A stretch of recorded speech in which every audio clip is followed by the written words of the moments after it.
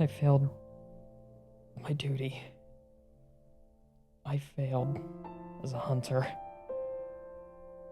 The rookie, everyone on the ship, they were all gone because I was careless. I'm a lousy excuse for an instructor. Hell, I can't even call myself a hunter. What's the point if I can't even protect a boat of people, let alone one person? One person.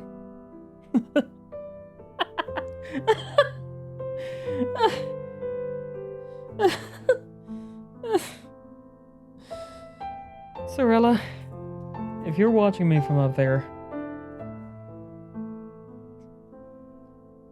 I bet you're ashamed of me. If it wasn't for that project, you'd still be at my side. I could still hold you.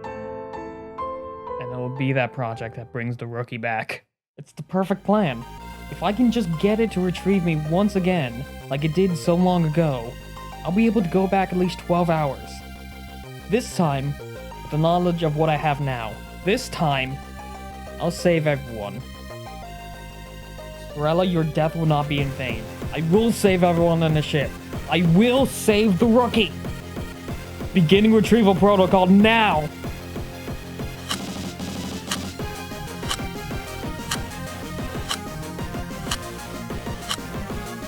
Hit the deck, rookie! Grab onto your railing! Just hold on for dear life! Rookie, deny my last order! I need you to get any magic users on the ship to the stern. I'm going to head to the bridge and turn the ship around. As soon as it's fully around, you and everyone else need to start casting water magic against the waves of the whirlpool. We're going to try and cancel this entire thing out. You've got 45 minutes. Get moving. Don't worry about me. I know this will work. I'm the instructor, remember?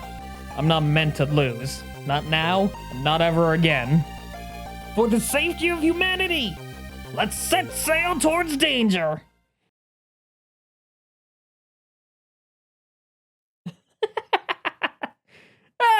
We're live! Give me a moment to lay down on the floor here, rookie.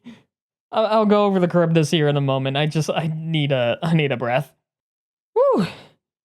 Alright, where were we? Today's monster girl is the Charybdis. They're mimetic type demi-human, and they belong to the family of mimics. The habitats are the ocean, their natures are timid and lustful, and their diets are omnivorous, ocean-based. The Charybdis is a monster that lives in a barnacle-like lair fixed at the bottom of the sea. Charybdis are a type of mimic. They do not transform into anything to lay a trap, as such, but their layers are said to contain a magically produced extra-dimensional space, as in the case of other mimics.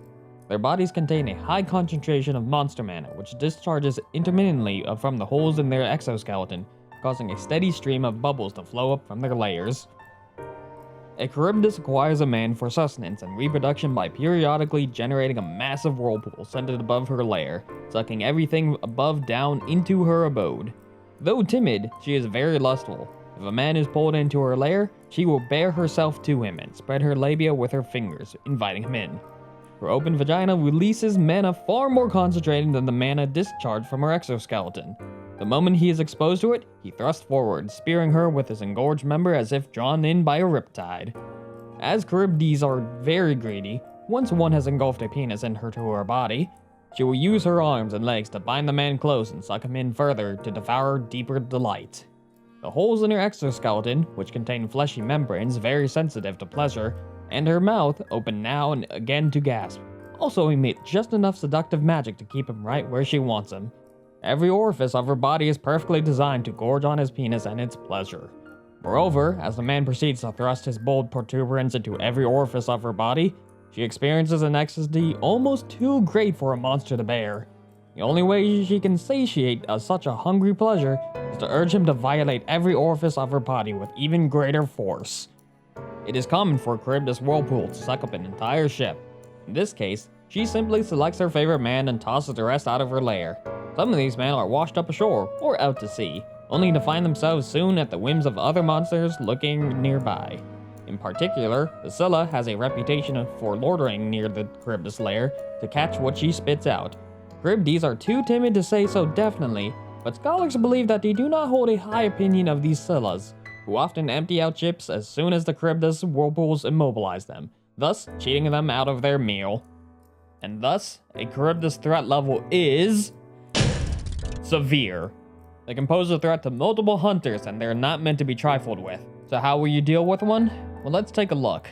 They're primarily located underwater, and they will not move from their abode. They're capable of creating giant whirlpools in which you will be dragged under the water and into her abode.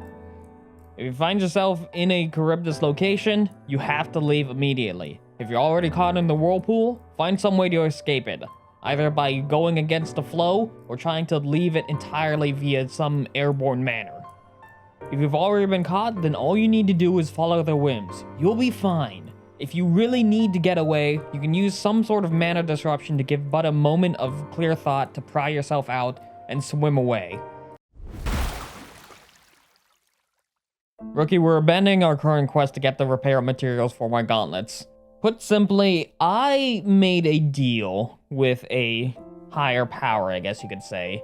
And due to that, I may have broke the world. At least its logic, if you want to call it that.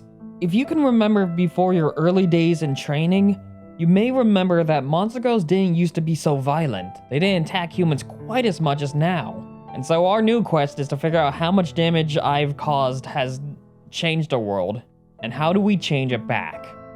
And to do that, we have to speak with the one and only Demon Lord. That is, if they still exist. I'm not sure how much has changed, but I can already confirm that Lascati does not exist, or at least partially doesn't exist. There may still be some ruins, and if it's gone that far, then we can only assume that there may not be a Demon Lord entirely, that there may be a position that needs to be filled. But no matter what the world throws at us, I'll make sure that you and the rest of humanity are safe. This is my mistake, and it's mine alone to bear, and I won't put it on your shoulders. So whether or not you choose to still join me on this journey, just know I will always keep you safe. Now you've earned your rest, so go tuck in for the night. I'll keep watch out here. I've got some thinking to do.